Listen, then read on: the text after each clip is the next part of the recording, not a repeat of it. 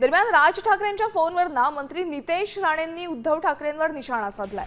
उद्धव ठाकरेंचं राजकीय धर्मांतर झालंय तरी देखील त्यांना गणपतीला आपल्या भावाच्या घरी जाण्याची संधी मिळतेय असं म्हणत राणेंनी ठाकरेंना टोला लगावलाय। ते शेवटी त्यांच्या घरगुती विषय आहे, कोणाला बोलवावं कोणाला नाही बोलवावं, शेवटी त्यांच्या घरात गणेश उत्सव आहे। त्यांनी अगर उद्धवजींना बोलवलं तर चांगलीच गोष्ट आहे ना, त्याच्यामध्ये काय वाईट नाही आहे त्याच्यामध्ये। हो, देवेंद्रजींकडे पण जातं सगळ्यांकडे। म्हणजे मला तर आनंद वाटतं की उद्धव ठाकरेंचं राजकीय धर्मांतर झालेलं आहे तरीही त्यांना हिंदू सणांसाठी आपल्या भावाच्या घरी जायला संधी भेटत असेल ना, तर हिंदू धर्मासाठी अतिशय चांगली बाब आहे।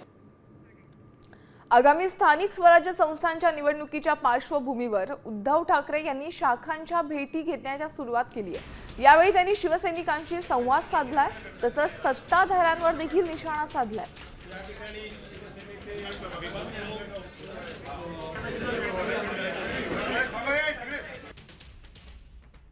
विघ्नार्थाचं आगमन होतंय।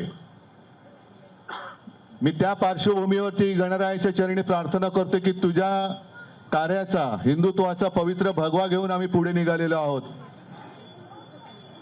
आणि वाटेमध्ये काळी मांजरं अनेक येत आहेत स्वतःला वाघ म्हणवणारे। त्या मांजरांचा, काळ्या मांजरांचा, अपशकुनी मांजरांचा बंदोबस्त तूच कर, नाहीतर तुझे शिवसैनिक आम्ही सगळेजण आहोतच त्यांचा बंदोबस्त करायला। गेले 2-3 वर्ष सतत प्रसार माध्यमातून येते की इकडे शिवसेनेला धक्का, तिकडे शिवसेनेला धक्का। म्हटलं एकदा जाऊनच बघू किती धक्के बसलेत। असे धक्के देणारे अनेक जण आले आणि अनेक जण गेले, पण शिवसेनेला कुठेही काही, कदाचित थोडा धक्का बसला असेल पण धोका झालेला नाहीये।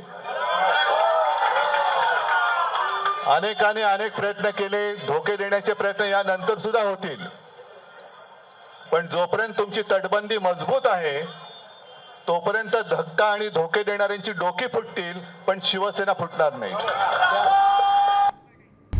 आता isakal.com आहे देशातील नंबर 1 ची मराठी न्यूज वेबसाईट। प्रत्येक अपडेटसाठी isakal.com ला नक्की भेट द्या।